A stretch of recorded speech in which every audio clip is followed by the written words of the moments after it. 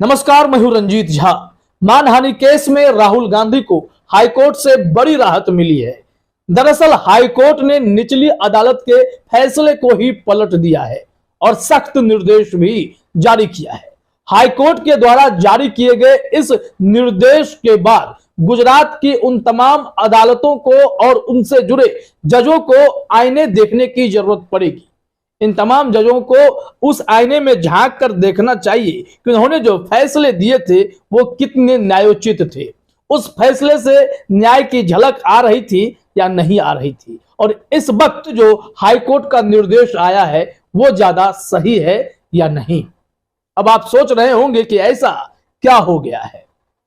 दरअसल राहुल गांधी पर मोदी सरनेम को लेकर जो केस चल रहा था वो सिर्फ गुजरात की अदालतों में नहीं, वो बिहार में भी और झारखंड में भी चल रहा था, पटना में और रांची में। रांची के एमपी एमएलए कोर्ट से राहुल गांधी को लगातार नोटिस भेजे जा रहे थे कि वो अमुक तारीख को जरूर अदालत में सशरीर उपस्थित हों।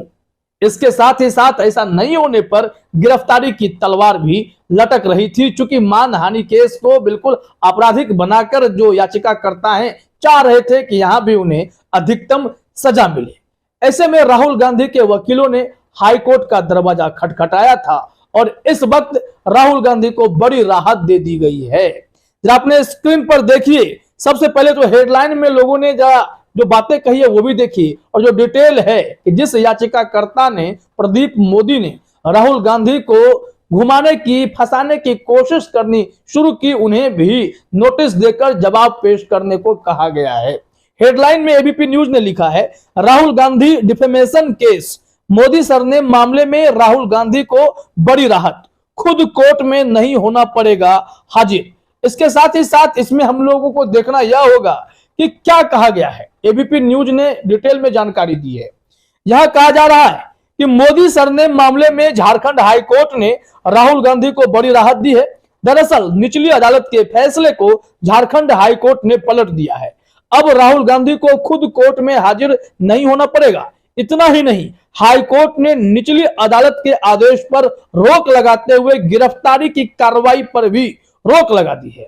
इस मामले में आगे सुनवाई होगी, लेकिन हाई कोर्ट ने कह दिया है कि अंतरिम राहत दे रहे हैं। अब जब तक इस मामले में कोई आगे सुनवाई नहीं होती है, यहां पर कोई कार्रवाई नहीं होगी।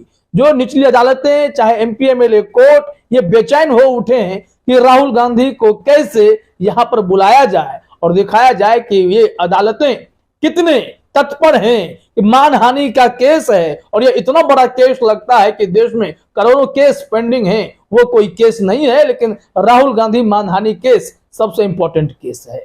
अब इस मामले में जब हाईकोर्ट का यह निर्णय आया है तो निचली अदालतें बगले तो झांक रही हैं, लेकिन गुजरात की अदालतें, चाहे वो सूरत के सेशंस कोर्ट की बात हो, मजिस्ट्रेट की कोर्ट की बात हो, या फिर गुजरात हाई कोर्ट की बात हो, और उससे जो जुड़े जज थे, चाहे वो जज हरीश हसमुख भाई वर्मा हो या फिर सेशंस कोर्ट के जज रॉबिन मोगेरा हो, इसके अलावा जस्टिस गीता गोपी जो खुद राहुल गांधी के केस से हट गई थी, उसके बाद आए थे जस्टिस हेमंत प्रक्षक, और इन सब का कनेक्शन कहीं ना कहीं मोदी सत्ता से जुड़ा हुआ था, क्योंकि जस्टिस हरीश हसमुख भाई वर्मा जो हैं वो गुजरात सरकार के लिए काम कर चुके थे। इसके अलावा जस्टिस हेमंत प्रक्षक मोदी सरकार के लिए काम कर चुके थे, गुजरात में भी, दिल्ली में भी। बाद में उन्हें हाईकोर्ट में भेज दिया गया था। और रॉबिन मोगेरा तो अमित शाह के वकील थे, आप जानते हैं। लेकिन एक जस्टिस गीता गोपी जिन्होंने खुद को इन सब मामलों से अलग कर लिया था कि उन्हें कोई ऐसा फैसला न सुनाना पड़ जाए, और इन तमाम अदालतों ने कहीं भी राहुल गांधी को कोई राहत नहीं दी थी। ऐसे में बार बार झारखंड हाईकोर्ट से यह मैसेज जा रहा है कि राहुल गांधी का केस उतना भी बड़ा और भयावह नहीं है जितनी बेचैनी निचली अदालतों के द्वारा दिखाए जा रहे हैं। ये सब हैरान कर देने वाले मामले हैं।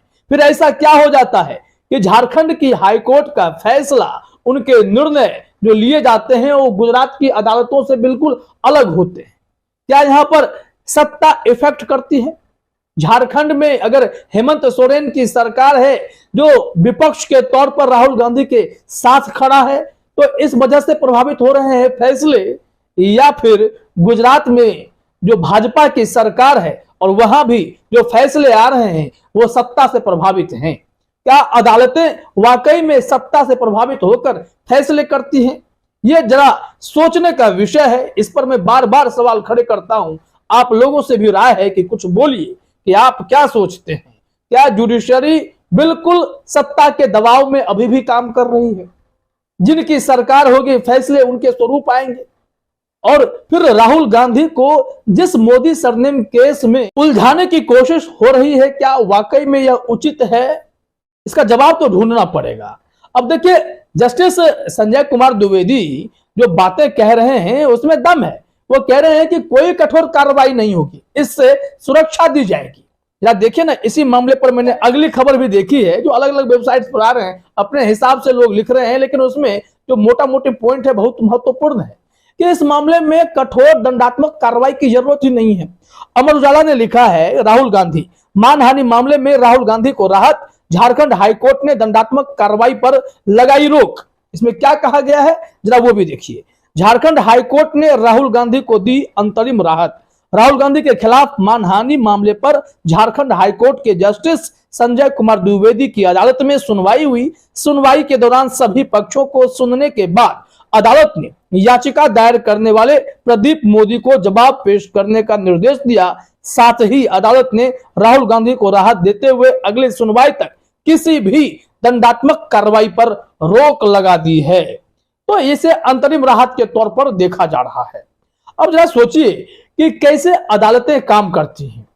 जज साहब के मानते हैं कि विचार अलग हो सकते हैं, सोचने का तरीका अलग हो सकता है, लेकिन मोदी सरनेम केस अगर यह इतना भयावह होता तो गुजरात की अलग अलग अदालतों से एक ही फैसले आने लगे कि नहीं, राहुल गांधी ने बहुत बड़ा अपराध कर दिया है और इसका पूरे देश पर असर पड़ गया है, जैसा कि अदालतों का कहना है। ये बहुत बड़े व्यक्तित्व हैं, इनकी बातों का असर पड़ता है। तो किसने मोदी का मजाक उड़ाना शुरू कर दिया? किसी ने तो नहीं। और जिन्होंने स्पेसिफिक होकर सारी बातें कही और इन गुजरात में राहुल गांधी के वकीलों ने जितने महत्वपूर्ण दलीलें रखी, उसमें निचली अदालत के फैसले को विकृत तक करार दिया। बावजूद इसके हाईकोर्ट तक में किसी जज ने यह नहीं कहा डंके की चोट पर कि हां, यह सजा कठोर हो गई है। लेकिन झारखंड की हाईकोर्ट ने कहा है कि कोई भी कठोर सजा नहीं दी जाएगी। इस मामले पर आगे सुनवाई चलेगी और उसमें कुछ ना कुछ निर्णय तो आएगा।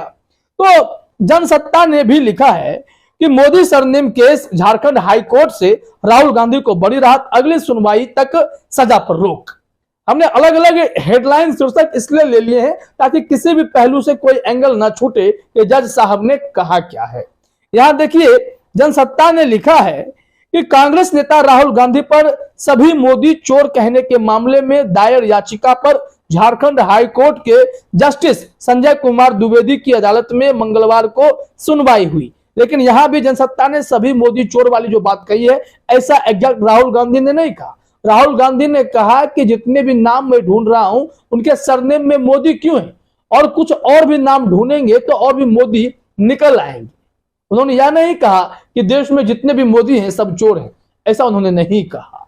बावजूद इसके भावार्थ को समझने की कोशिश की गई, जबकि राहुल गांधी की तरफ से यह कहा गया कि मैं विपक्ष का नेता हूं और मेरी बातें तथ्यात्मक भी होंगी और तीखी भी होंगी, और तीखी टिप्पणी करना हमारा अधिकार है, विपक्ष के नेता को कहना पड़ता है।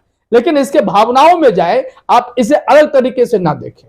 बावजूद इसके अदालतें उसे अपने हिसाब से देखने लगी और यही बातें यहां पर दिखाई पड़ रही हैं। तो जस्टिस संजय कुमार द्विवेदी की अदालत में सुनवाई हुई और मामले की सुनवाई के दौरान सभी पक्षों को सुनने के बाद अदालत ने निचली अदालत में याचिका दायर करने वाले प्रदीप मोदी को जवाब पेश करने को कह दिया है।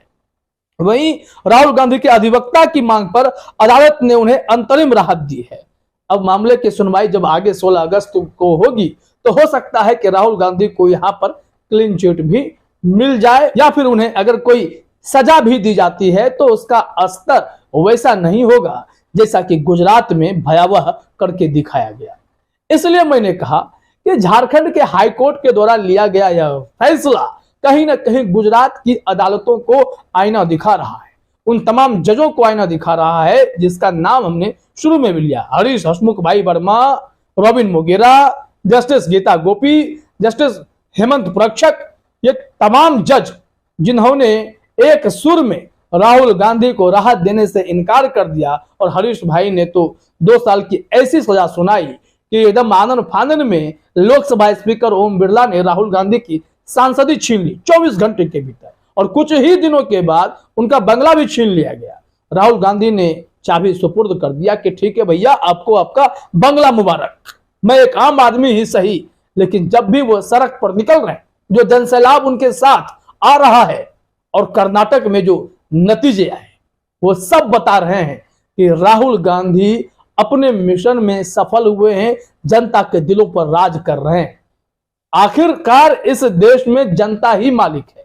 जब चुनाव होंगे, नतीजे आएंगे, तो यह तय हो जाएगा कि जनता ने ताकत किसे दी है, सत्ता की चाबी किसे सौंपी है, और इसकी शुरुआत हो चुकी है। तेलंगाना की भीड़ ने भी बता दिया है कि राहुल गांधी के प्रति लोगों की दीवानगी है, और यह सत्ता परिवर्तन का बहुत बड़ा मैसेज दे रही है। तो कुल मिलाकर राहुल गांधी के लिए अच्छी खबर आनी शुरू हो गई है, और इसी हाईकोर्ट के फैसले का जो आधार वो सुप्रीम कोर्ट में बन सकता है कि गुजरात की अदालतों ने क्या किया और झारखंड हाईकोर्ट ने क्या किया है। राहुल गांधी के लिए रास्ते बन रहे हैं। फिलहाल इस वीडियो में इतना ही। आप सभी का हमसे जुड़ने के लिए बहुत बहुत धन्यवाद।